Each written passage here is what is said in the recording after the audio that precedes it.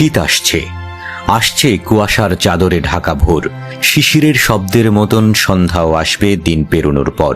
শীতের পারদ ওঠানামা নিয়ে নানা মাধ্যমে হবে বিস্তর খবর। নিস্তব্ধ গ্রাম আর উষ্ণ চায়ের কাপে জেগে ওঠা সকাল চিরায়ত এক শীতকালকে মনে করায়। চাদরের আদর মাখা গায়ে ঝিলিক দেয়া রোদের মিহি আঁচড় কি দুর্দান্ত অনুভূতি জাগায়। আর সেই অনুভূতির অনুরণনে হয়তো কখনো সখনো আপনার নিউরন সেলেও কিছু প্রশ্ন দোল খেলে। কাশ্মীর কিংবা কানাডার মতো বাংলাদেশের শীত কেন শুভ্র তুষারে ঢাকে না? কেন কনকনে হাওয়া দিয়ে এদেশে বরফ পড়ে না? তার সাথে হয়তো আপনি এটাও ভাবেন, কোনো একদিন এই মেট্রোপলিটন ঢাকাতেও কি তুষার বৃষ্টি হবে? স্নোবলের ছোটাছুটি চলবে গুলশান কিংবা ধানমন্ডিতে? হিমশিম খেয়ে জমে যাবে হাতির ঝিলের পানি? আসুন তবে এসব প্রশ্নের উত্তর খোঁজা যাক। কল্পনা করুন, ভোরের কুয়াশা ভেদ করে সূর্যের আলো ফুটছে, নদীর উপর হালকা মেঘের রেখা, দূরে বাচ্চারা দৌড়াদৌড়ি করছে। সূর্যের তাপে পৃথিবীর নদী, খাল, বিল, এমনকি গরম চায়ের কাপ থেকেও পানি বাষ্প হয়ে উপরে উঠে যাচ্ছে। ঠিক তখনই একটা কাণ্ড ঘটে। এই বাষ্প হাওয়ার সঙ্গে মিশে যায়, কারণ বাষ্প হাওয়ার থেকে হালকা।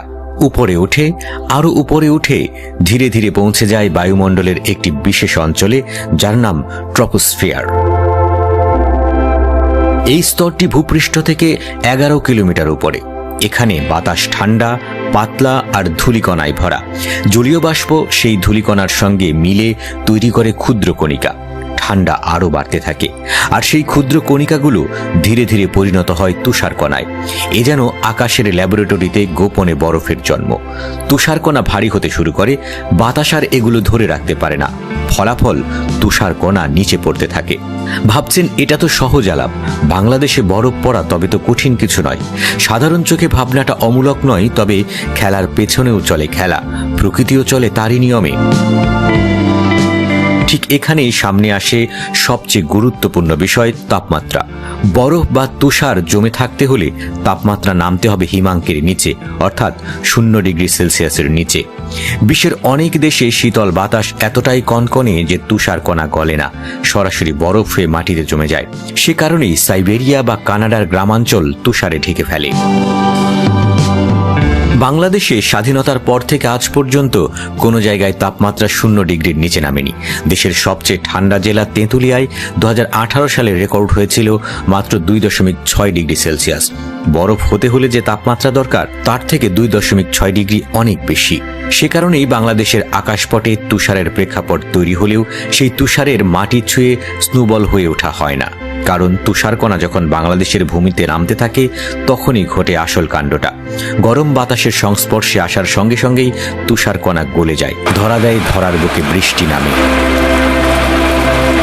বরফ আর বৃষ্টির মাঝে পার্থক্য খুব বেশি নয়, পার্থক্য শুধু ভূপৃষ্ঠের তাপমাত্রা।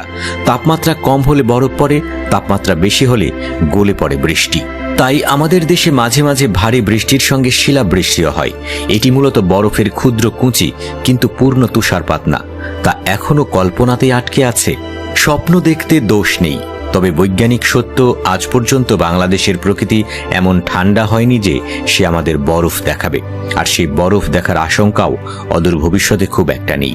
তেমন কিছু ঘটলেও সে অনেক দূরের ব্যাপার। তাই আপাতত তুষার পড়া ঢাকার ছবি কল্পনার ক্যানভাসে রেখে আসন্ন পাতা ঝরার পত্র আহ্বানে গা ভাসানো যাক।